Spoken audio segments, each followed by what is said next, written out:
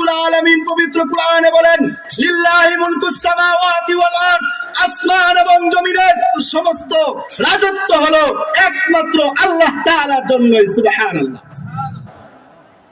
আল্লাহ তাআলা এই আয়াতে কারিমার মাঝে পরোক্ষভাবে আমাদেরকে এই নির্দেশ করলেন, সতর্ক করলেন, বান্দা হে, জমিনের অর্থ পেয়ে, সম্পদ পেয়ে, ধন সম্পদ পেয়ে তুমি আমি আল্লাহকে ভুলে যাও না, অহংকারী হও না, জুলুম করিও না, নির্যাতন করিও না, কারো সম্পদ অন্যায়ভাবে গ্রাস করিও না, কারোকে হত্যা করিও না, কারোর সাথে ঝগড়া বিবাদ করিও না, কারো ব্যাপারে মিথ্যা তহমত দিও না। এই জমিনে মসজিদ মাদ্রাসা হয়, ভালো ভালো কাজ হয়, ওই সমস্ত কাজের বিরোধিতা করিও না। কথা বলেন ঠিক কিনা? রব্বুল আলামিন পবিত্র কোরআনে এটাও বলে দিয়েছেন যে সমস্ত কিছুর মালিক আমি আল্লাহ, কিন্তু এরপরেও এই জমিনের কিছু মানুষ আছে যেগুলা নিজের দাবি করে বসে আছে। কথাটা দলিল দিয়া দেই, সূরা ইয়াসিনের মধ্যে আল্লাহ তাআলা বলেন, আওয়ালাম ইয়ারাউ আন্না খলাকনা লাহুম মিম্মা আমিলাত আইদিনা আনামান ফাহুম লাহা মালিকুন। আল্লাহ তাআলা বলেন, তারা কি দেখে না আমি আল্লাহ তাআলা আমার নিজ হাতে যা কিছু বানাইলাম, যা কিছু সৃষ্টি করলাম, তারা কি করলো? তারা নিজেরা মালিক সেজে বসে আছে। মুহতারাম মুআদ্দিন হাজিরিন, মালিক ইয়াউমিদ্দিনের কথা বলছি। রব্বুল আলামিন হলেন বিচার দিনের মালিক। ওই বিচার দিনে কেউ কোনো মালিকানা দাবি করতে পারবে না। এমনকি আমাদের শরীরে যে এই যে দামি দামি কাপড় চোপড় আছে, বিচার দিনে আমাদের শরীরে কোনো কাপড়ও থাকবে না। আল্লাহ তাআলা পবিত্র কোরআনের সূরা আম্বিয়াতে বলে দিয়েছেন, কামা বাদানা আউওয়ালা খালকিন নুঈদু। আল্লাহ বলেন, আমি মানুষদেরকে হাসরের ময়দানে যেমন ভাবে দুনিয়াতে তাদেরকে জন্মের সময় উলঙ্গ অবস্থায় প্রেরণ করেছিলাম, আমি আল্লাহ তাআলা হাসরের ময়দানে আবার ওই জন্মের মতো করে তাদেরকে পুনরুত্থান করব। চিন্তা করুন তো, আজকে যদি প্রশ্ন করা হয় আপনি রাজত্ব চান নাকি জামা কাপড় চান, কোন মানুষ কি উলঙ্গ থাকতে চাইবে? পাগল ছাড়া। আরে পাগলের শরীরেও তো জামা কাপড় থাকে। কিন্তু হাসরের ময়দানে আমরা এতটাই নিঃস্ব হয়ে যাব, হাসরের ময়দানে আমাদের এতটাই অসহায়ত্ব হবে যে আমাদের শরীরে কোনো জামা কাপড় থাকবে না। কি নারী কি পুরুষ। আম্মাজান আয়েশা সিদ্দিকা বলেন, ইয়া রাসূলুল্লাহ, উম্মাতুল মুমিনিন যারা আছেন তারাও কি উলঙ্গ হবেন নাকি? আল্লাহর নবী বলেন, ও আয়েশা, তুমি জেনে রাখো হাসরের ময়দানে এমন পরিস্থিতি হবে, এমন ভয়াবহ অবস্থা হবে, কার শরীরে জামা কাপড় আছে নাকি নাই এটা বুঝার, এটা চিন্তা করার কোনো অবস্থাই মানুষের মধ্যে থাকবে না। মুহতারাম হাজিরিন, এই জন্য আমি বলতে চাই, আমরা যারা দুনিয়াতে ধন সম্পদ টাকা পয়সা পেয়ে একটু অহংকারী হয়ে গিয়েছি, একটু লোভী হয়ে গিয়েছি, একটু পাপাচারে লিপ্ত হয়েছি, সুদ খাই, ঘুষ খাই, জিনা ব্যভিচার করি, অন্যায় করি, অত্যাচার করি, জুলুম করি, অন্যায়ভাবে বিচার করি, আমাদেরকে সতর্ক হতে হবে। আজকে দুনিয়ার এই 60 থেকে 70 বছর, হয়তো বা 100 বছর অথবা 200 বছর হায়াত আমি পাইলাম, কিন্তু আমাকে মৃত্যুবরণ করতে হবে। দুনিয়ার হায়াত আখিরাতের হায়াতের তুলনায় সামান্য কয়েক ঘন্টা বা কয়েক মিনিট মাত্র বলা হয়েছে। আল্লাহ তাআলা কোরআনে বলেও দিয়েছেন এই বিষয়টি। তাহলে বলতেছিলাম, আল্লাহ তাআলা যে মালিক ইয়াউমিদ্দিন বলেছেন, বিচার দিনের মালিক, কিয়ামতের দিবসের মালিক। ওই দিবস এমন এক দিবস যেই দিবসে আল্লাহ তাআলা বদলা দিবেন। কি দিবেন? বদলা দিবেন। এই দুনিয়াতে যদি ভালো কিছু করি, আখিরাতে তার বদলা পাওয়া যাবে। এই দুনিয়াতে যদি খারাপ কিছু করি, তার বদলাও আখিরাতে দেওয়া হবে। আল্লাহ তাআলা হলেন এমন বাদশা যিনি ন্যায়পরায়ণ। এই জমিনে জুলুম করেছে, আর আখিরাতে তার যদি বিচার না করেন, তাহলে কি ন্যায়পরায়ণতা থাকবে না ছুটে যাবে? তো আল্লাহ যেহেতু ন্যায়পরায়ণ, তিনি যেহেতু আদিল, এই জন্য আল্লাহ তাআলা হাসরের ময়দানে বিচার কার্য করবেন। যে ব্যক্তিটা জুলুম করেছে তাকে শাস্তি দিবেন, যে ব্যক্তিটা ভালো করেছে, মাজলুম হয়েছে, তাকে আল্লাহ তাআলা পুরস্কার দিবেন। মুহতারাম হাজিরিন, রব্বুল আলামিন ওই দিন ডেকে ডেকে বলবেন, লিমানিল মুলকুল ইয়াউম লিল্লাহিল ওয়াহিদিল কাহ্হার। আল্লাহ ডেকে বলবেন, কোথায় আজকের রাজত্ব কার? কার বলেন? কিয়ামতের ময়দানে রাজত্ব কার? এই দুনিয়াতে রাজত্ব পেয়ে আমি আল্লাহকে ভুলে গেছি।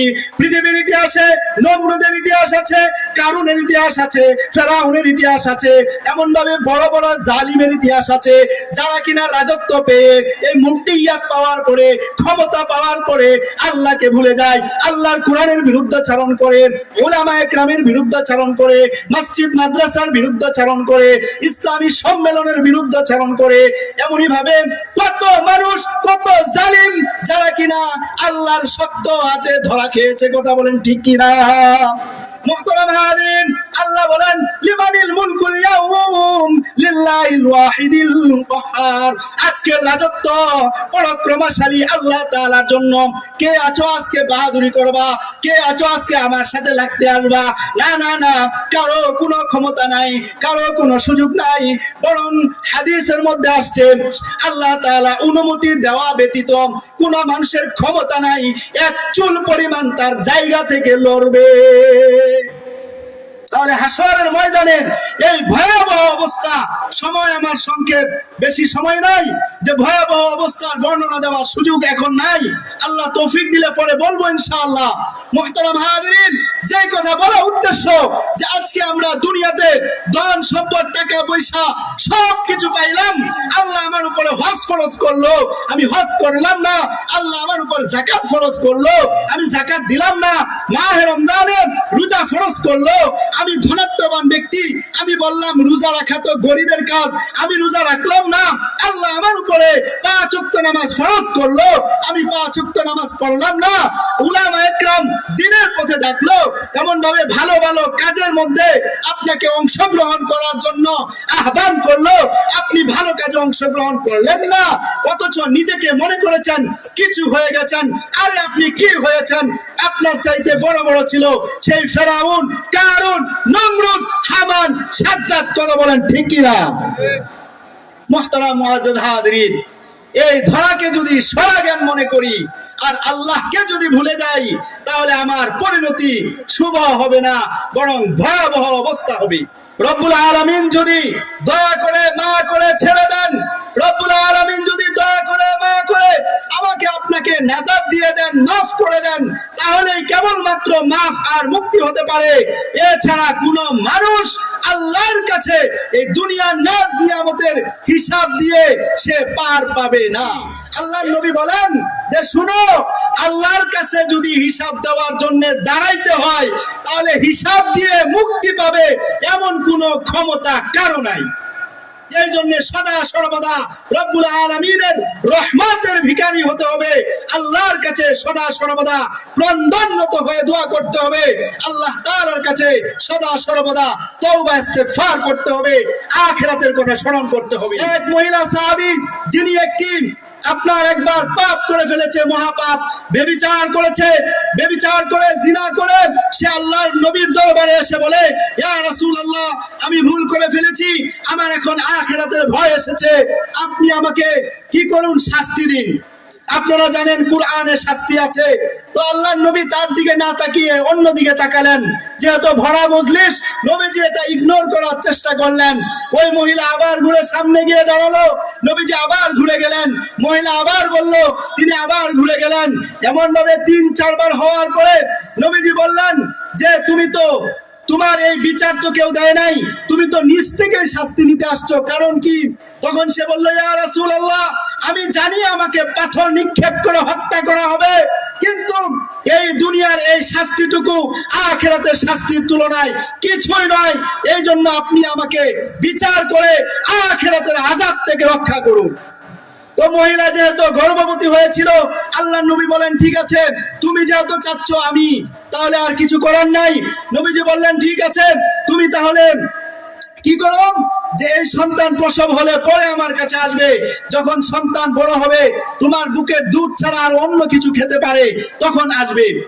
মুহতারাম হাজিরিন, দিন চলে গেল, বাচ্চা প্রসব হলো, বাচ্চা খাবার খাওয়া শিখলো, বাচ্চা যখন অন্য কিছু খাবার খাওয়া শিখলো, ওই যে মহিলা তওবা করেছে, ওই মহিলা বাচ্চার হাতে একটা রুটি দিয়ে সে নবীজির দরবারে এসে উপস্থিত হলো। রুটি দেওয়ার উদ্দেশ্য হলো যে আমার বাচ্চা এখন বুকের দুধের চাইতেও আরো ভালো কিছু খেতে পারে। ইয়া রাসূলুল্লাহ আমাকে বিচার কার্য সম্পাদন করুন। যখন আল্লাহর নবী সাল্লাল্লাহু আলাইহি ওয়াসাল্লাম এই পরিস্থিতি দেখলেন, তখন ওই মহিলাকে পাথর নিক্ষেপ করে বিচার করা হলো।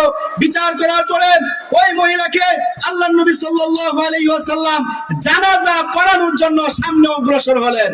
হযরত উমর রাদিয়াল্লাহু তাআলা আনহু তিনি বলেন, ইয়া রাসূলুল্লাহ, আপনি জানেন এই মহিলা অনেক অপরাধ করেছে, তাহলে আপনি কেন যে তার জানাজা পড়াতে চাচ্ছেন?